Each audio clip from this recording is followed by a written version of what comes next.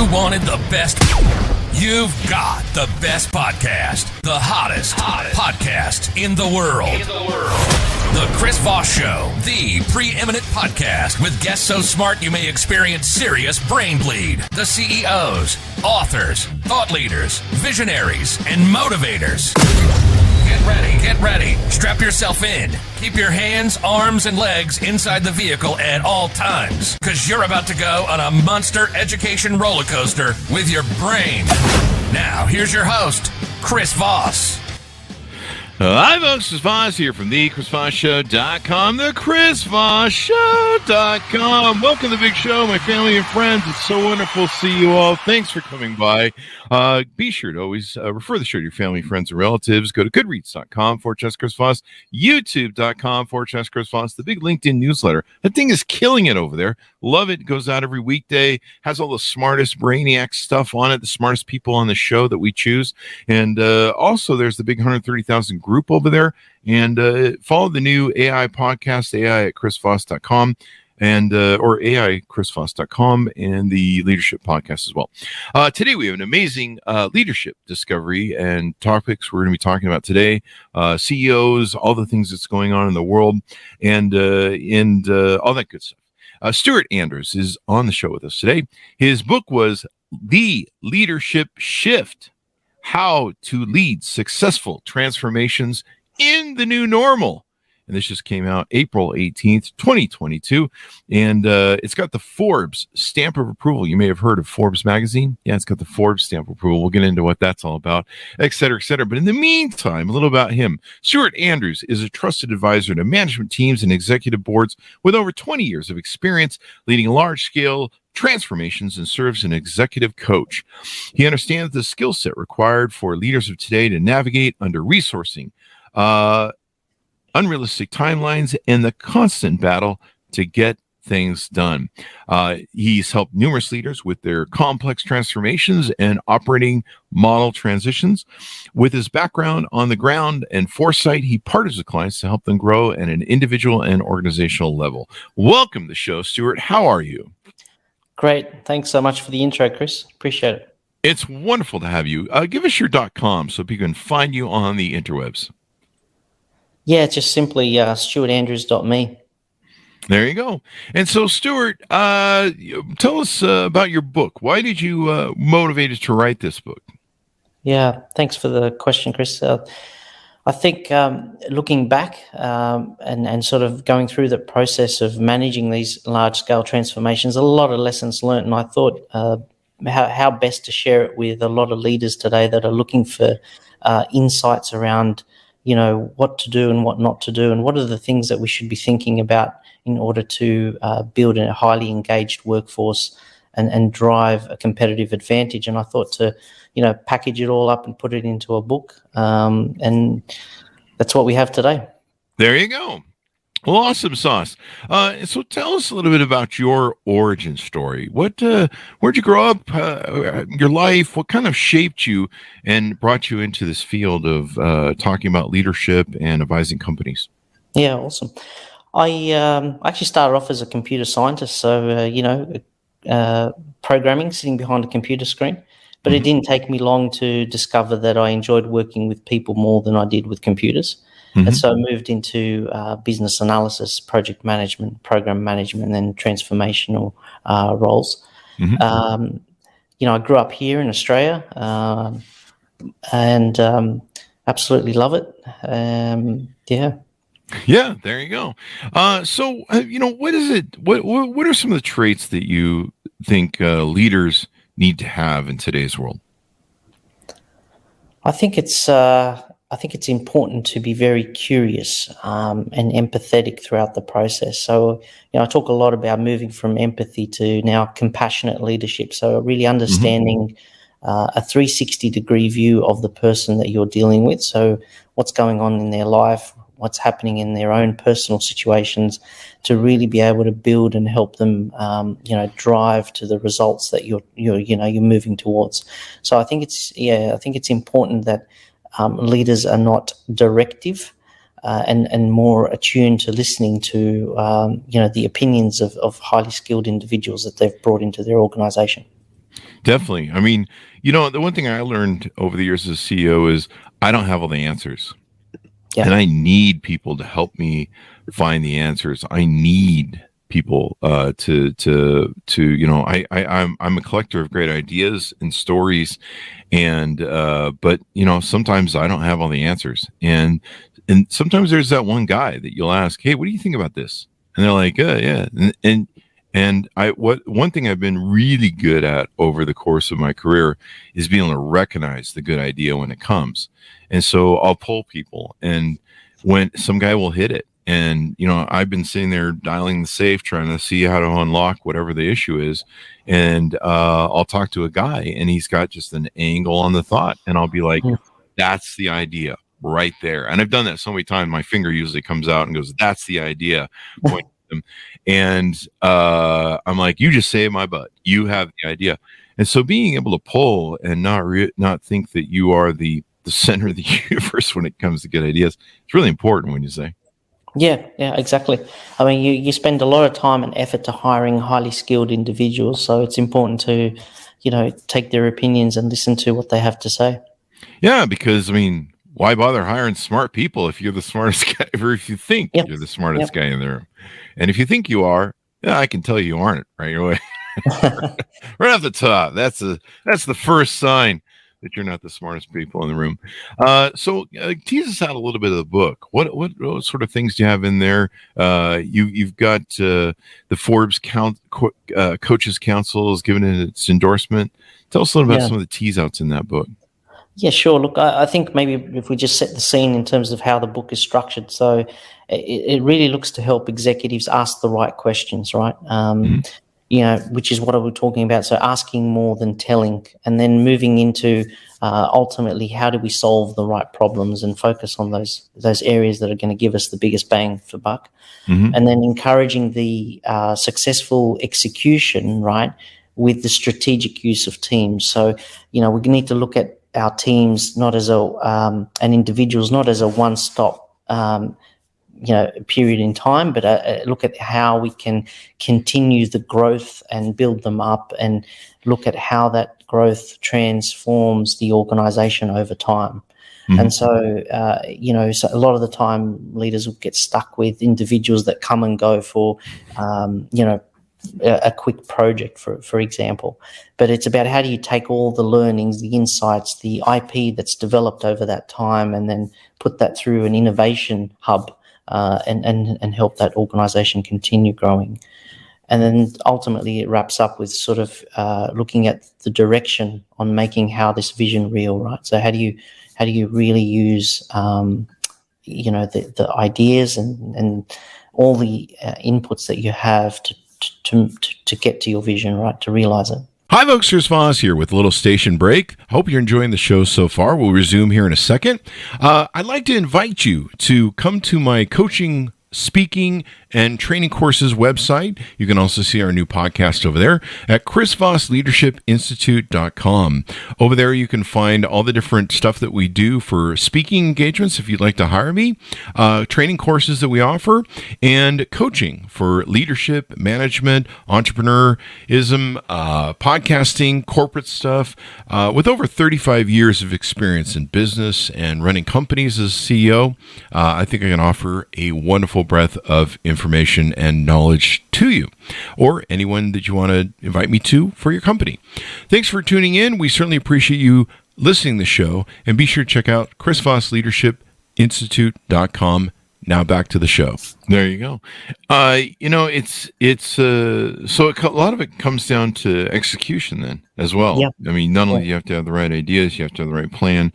You've got to be able to execute it. What struggles do you see leaders suffering with today, where they're trying to figure things out? Any events in the marketplace and stuff? What do you see going on that leaders are constantly struggling with now, or struggling with it?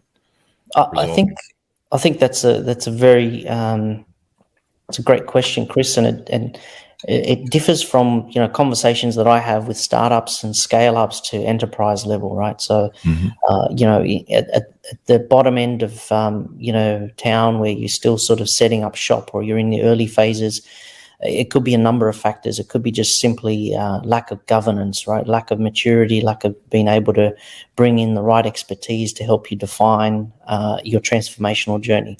Mm-hmm. At the top end, you actually have all the governance, you have a lot of maturity, but now you're getting caught up in a lot of bureaucracy, and you're getting caught up into delays because there's so much silos, and then the biggest struggle turns into alignment issues, right? How do I align this person? How do I spend time? What I call sponsorship coalition, right? So how do you bring the parties together to sponsor, tens of millions of dollars worth of transformation, right? So there's a lot of alignment work that needs to take place. Usually I find that KPIs and all sorts of triggers are all in conflict. So, when you're introducing a change, then you've got, a sales KPI is completely out of whack from customer service KPI so people are contending on resourcing and budgets and they're all sort of very protective of their areas because that's what they're tied to in terms of their outcomes. Yeah. So it just depends on who you're talking to. Yeah, it's and how do you define leaders? I mean, are leaders just CEOs, or how do you define leaders as to where they are in different organizations? I think leaders ultimately come down to their ability to influence others in a positive way, right? So, you don't necessarily have to be or have the title of CEO or a C-suite title to be a leader, right? So you can be a great manager of a small team, and people identify with you as an amazing leader because you're building them up, you're helping them grow, you're listening to them, you're very compassionate with them, but also equally performance driven. So, if you're able to inspire these people to drive positive change in their own individual lives, but also for the best of the organization, then you're doing what a leader should be doing. I love that word inspire that you used. To me, a lot of leadership is inspiration because it's heart and mind capturing. It's getting people to go. It's a leader that can inspire people in their hearts and minds and get them believing in their leadership or their vision is to me the money when it comes to leadership, because you can lead all you want. You can send out PR notices saying, "Oh, we're gonna all just increase revenue this quarter." People are just like, "What?" And I give a shit about that. Why? Yeah. You can think you're leading. Let's put it that way, because to me, bossing people around, as you might call it, or like my parents. I'm not knocking my parents. All parents do it, but my parents would be like, "Clean your room," and you're like, "I don't know what's in it for me." Well, you're gonna get spanked. I mean, it was kind of a fear-based sort of thing. Well, you can't really run that way in an organization. We can try. Well, you get fired if you don't do your job. But people, I think, aspire to leaders. I mean, we see that through all areas of life. I mean, whether it's religious leaders or political leaders, or maybe somebody likes a coach on TikTok, or an author like yourself. They're looking for, I think, leadership, and what they're looking for is someone who's a visionary and someone who can inspire them, like you said, that heart and mind, and can really grasp a hold of them, where they can not only intellectually get behind an idea, but they can be passionate about it. Does that sound like a good analogy for inspiration? Yeah, completely agree, Chris. And I think you touched on a very important word, which is fear. A lot of the time you see fear, and you can see the impacts of what it has to communication and the breakdown of that communication. So it's very important for leaders to build a foundation of trust. That has to be absolutely the foundation of any organization. And transparency follows suit, right? So you want that communication to be open. You don't want to have anyone, fearing for their lives, that I can't talk about this, or I can't message this data up because, I'm going to get shot down, right? So the moment that happens, that's probably the start of all the issues in an organization, because everyone starts to become very protective around what it is that's actually causing the problem in any situation. So it's important that leaders really inspire through trust and transparency. Yeah. Right now, a lot of leaders, I think, are struggling with COVID. COVID's it's kind of wrapped up. I think in Australia, aren't you guys running a little bit behind? Do you still have COVID kicking around down there? You guys were kind of behind the curve on getting it, and then Yeah, got it. exactly. But I think we're all good now. So I think it's now being seen just as a another virus. There you go. Now we just need to get the koalas cleared up of chlamydia, and we'll be fine. I was just reading about that today. It was funny. They're vaccinating them, which is good because everyone loves koalas. They're cute, they're cuddly, and I guess they're dying off from it. So that we want them to live. I don't know about some of the other weird animals that are scary as hell you have there in Australia, but we won't get into that. You guys, I don't know. I'm surprised the human race survives down there. When I see pictures of like the spiders and stuff in Australia, I'm just like, yeah, I'll visit next year. So, but it's a lovely place. And in fact, the last Australian gentleman we had on, we were talking about Men at Work. And it took me all the way back to my days. I was in high school when that album came out for Men at Work, Business as Usual. And so we got into the whole thing about pop music from the 80s. So, how do you see CEOs right now? Are they struggling with the remote work experience? Do you have a lot of remote work going down there, or, remote work you've seen here in America? Because we have a lot of it going on, and it's really kind of mucking up everything, and people are it's the new normal, and people are trying to figure out the new normal.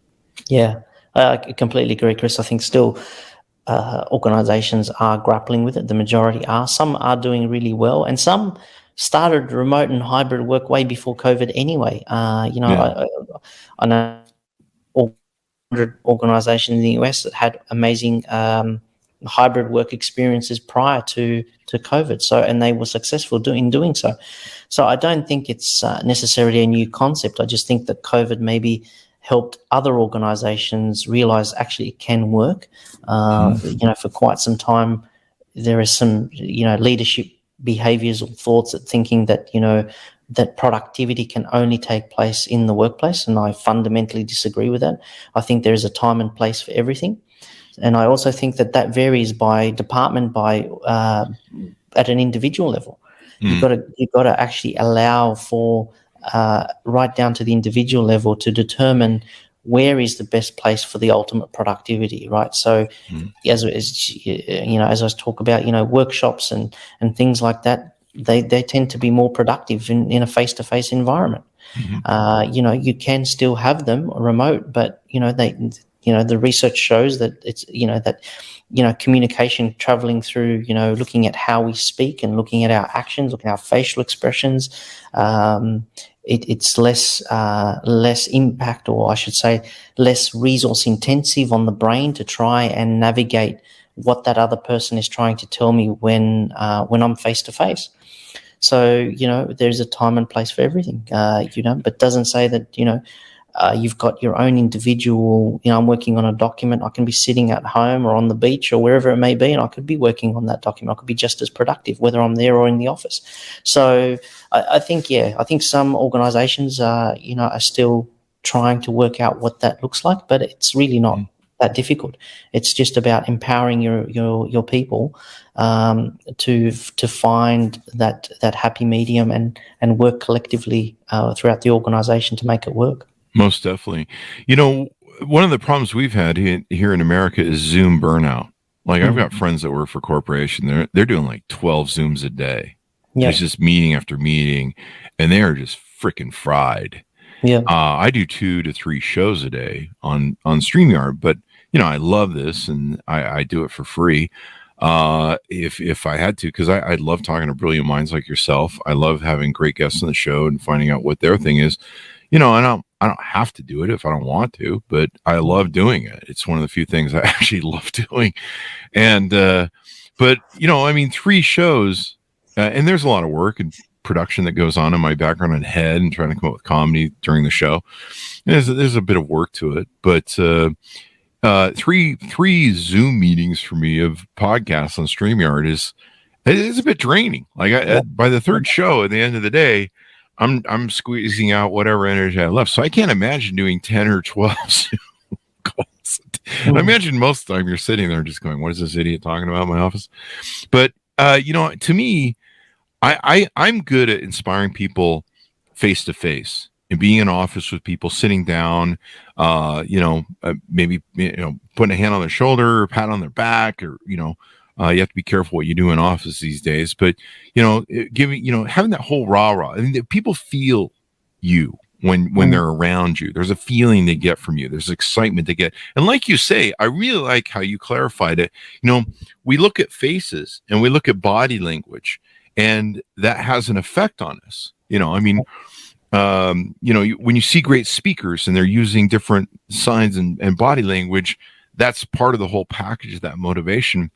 And I think one of the problems that leaders have today is trying to convey that across the video screen and keep people engaged, especially people that maybe, just sitting around their pajamas and their underwear and going, I need this shit in the morning, that sort of thing.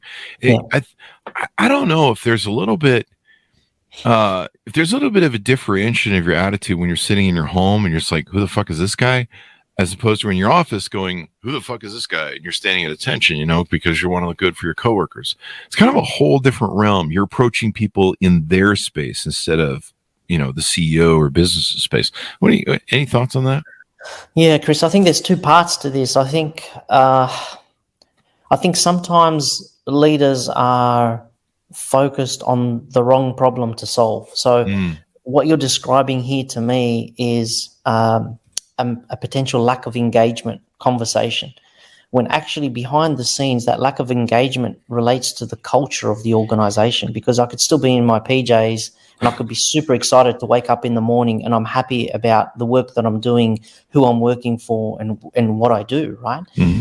I could still be standing, and I've seen it in a town hall session in a suit, listening to a leader talk, but I'm still very uninspired by, here we go again, we're talking about the results again, the financial data, or we're talking about all the great things that we're going to do, but deep down, it's not going to happen because we're constantly bickering and fighting each other behind the scenes, and, we can't get anything done because people aren't aligned, and, we don't manage conflict well. And so, and that's all in person. So I think what I'm trying to get at here is that, there's a cultural engagement type of conversation that needs to be fixed at the root cause level before you even talk about whether we do hybrid or no hybrid, or how do we execute the hybrid. That's what I would call ancillary to solving that problem.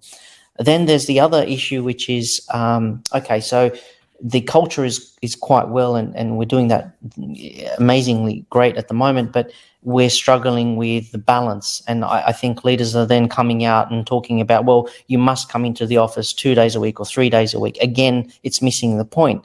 It's not about the time or the frequency you come into the office. It's about what work needs to be done in the office versus what type of work can be done at home.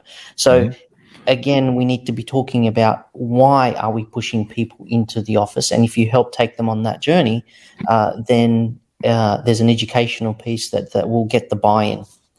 Yeah, instead of being like Elon Musk at Twitter, it's like anybody who doesn't show up on Friday doesn't have a job. Yeah, exactly. It's a little hard to get the hearts and minds behind that vision. And then, of course, the sell. You don't have a job. Steve Jobs, good and bad, had the ability to build an enticing vision for people that would move mountains. I mean, trying to build the iPhone was extraordinary for all the stuff he wanted to put into it. And, you can name a lot of other visionaries who were trying to build something, and the overall arcing vision of what they got people behind. And I love your idea on your counter thing, that there are people who can stand at the front of a room in a live audience with employees and bore the crap out of them, make them feel like they don't care about the business and all that good stuff. And that's very true. The other thing I think that's hard is, with these Zoom meetings, I see these Zoom meetings that look like the Brady Bunch, and there's 10 or 20 people on the screen. I used to enjoy being able to, I used to call it touching. I know that's a bad word now with HR. I come from old school brick and mortar. But it wasn't touching, but to me, it was touching people. And so what I would go do is meet with people one-on-one. Hey, how are you doing today, man? It's good to see you, man. How's things going? You good? And to me, that was the touching. touching the hearts and minds. And it was a very individual thing, where I could go sit down with people and they could feel that I actually gave a shit, you know. And I don't know how much of that will be lost coming across the screen. And it seems unpersonal. You know, you're like, hey, can you load up the computer so I can look at you in the screen? And I'm going to tell you that I give a shit and care. And I'm one of those people that when people hang out with me, I'm going to make them laugh. I'm going to try and engage with them intellectually and emotionally. And to me, there's that touch. There's that human touch. I think that's the word I'm looking for, or two words I'm looking for: human touch, the touching. And you know, and it wasn't like, hey, where are your TPS reports and how your sales doing, asshole? You know, it wasn't like that. It was like, hey, how you doing, man? Hey, anything you need help with? Is there something I can do for you? Servant leadership sort of thing. And they would come away with going, hey, this guy really gives a shit about me, and he understands that my application of the company, and to me that was a really valuable thing. And I think if I had a large corporation like I used to have in the day, it would be harder for me to do that, because I would go around the room and do that with my employees, or if I saw them in the hallways. Hey, how you doing? You okay? You know, sometimes there were divisions of my company, I had no idea who the employees were. Sometimes I'd have to stop and be like, do you work here? And they'd be like, yeah, I work here. You're the CEO. And I'd be like, oh, okay. All right. Carry on. And so being able to, you know, just kind of touch people in the halls with a human touch and just communication and going, hey, do you care? I don't know if you have any thoughts about that. Yeah, no, I completely agree, Chris. I think nothing's going to replace that human touch. I think when we went through COVID, what happened was is that everyone started to scramble to say, look, how do we keep going? And I think in the angst of all of that, that's where the Zoom meetings and what have you started to spin up, and it started to become a back-to-back session. You know, I finished, and I know people that sat on their chair for 12 hours a day, right? They literally didn't get up because it was just back-to-back every day. But I think, and in fact, people started to become more productive than what they were inside the office, because there was no interruptions and there was just complete focus. You could argue a case for, did I really need to have that meeting? It was a complete waste of time or what have you. But people were scrambling to just adapt. Okay. All I'm saying now is that I think you can still have an element of human touch through remote working. You know, just like we're having a transparent, open conversation this way, and we spend a bit of time to, you know, ask individual and personal questions, etc. So you can, but it doesn't replace, of course, the face-to-face interaction. So I think it's about how do you blend that into your work culture, so that, you know, you don't have people sitting at home day in, day out, and there is no interaction, because that's not good. Definitely. I noticed you post a lot on Facebook. One of your recent things was a model for ethical leadership. Do you find being ethical as a leader is a big challenge today in a corporate environment? I do. I think it's a real struggle. I don't necessarily think that it's, again, something new. I think with every era and every generation, it's the same challenge. It just looks a little bit different because of the advancements that we have, right? And it just becomes, in today's world, in a digital world, it becomes maybe a lot easier to go off track.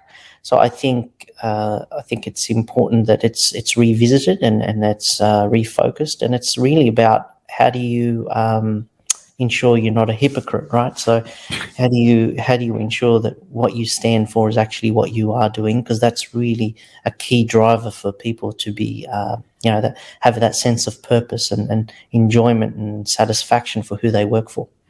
Yeah, it really makes a difference, and maybe that's why people are experiencing Zoom burnout is because Zoom burnout. You can bean out if you want. I don't know what that means. I think that means when you drink too much coffee, you beaned out.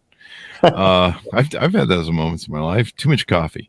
You're like maybe I shouldn't have had that third cup. You become too energized. Yeah. I'm going to start a coffee website, beanout.com.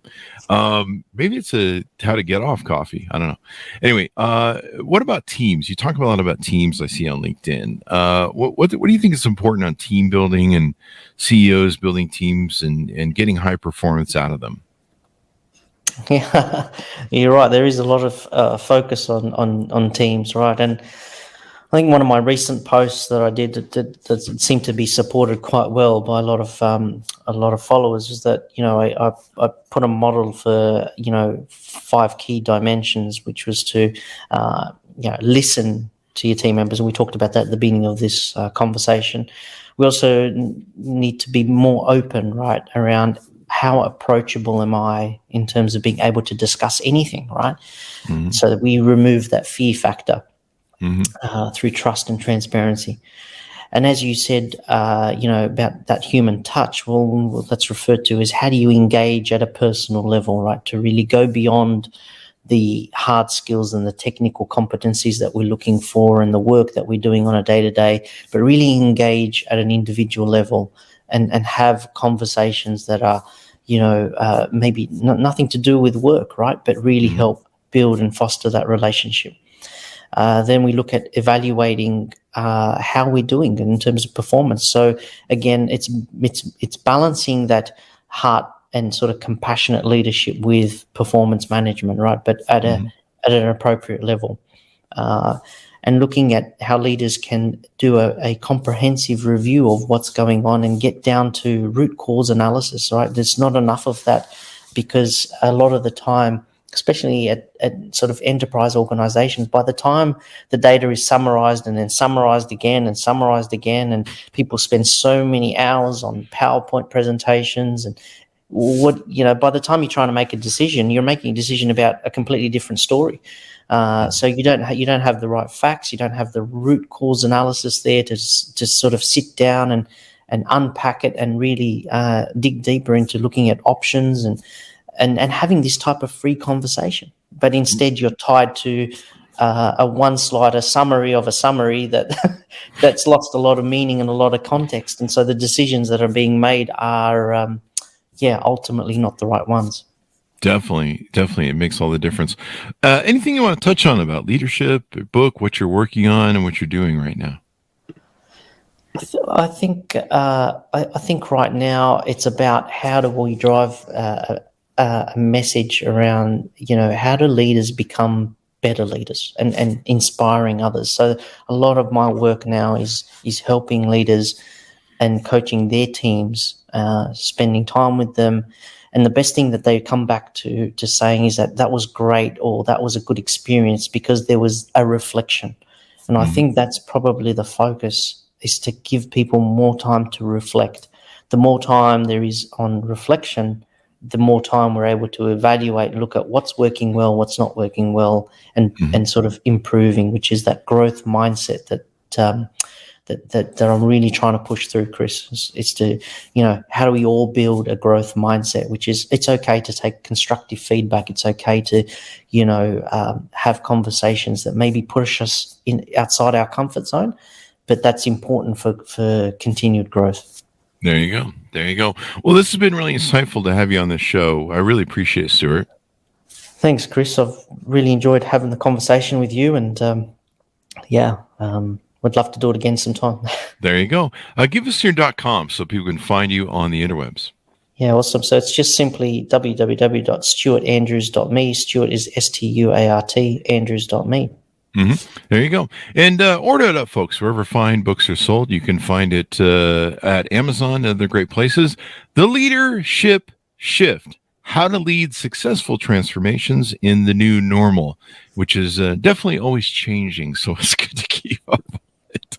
It's crazy, all the stuff that's going on, especially COVID. COVID threw such a wrench in the gears and remote working, but we will adapt. We will survive, or at least try not to lose our minds. Graceful under pressure, as it were.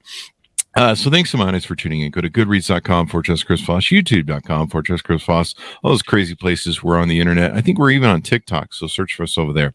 Thanks for tuning in. Be good to each other. Stay safe. We'll see you guys next time.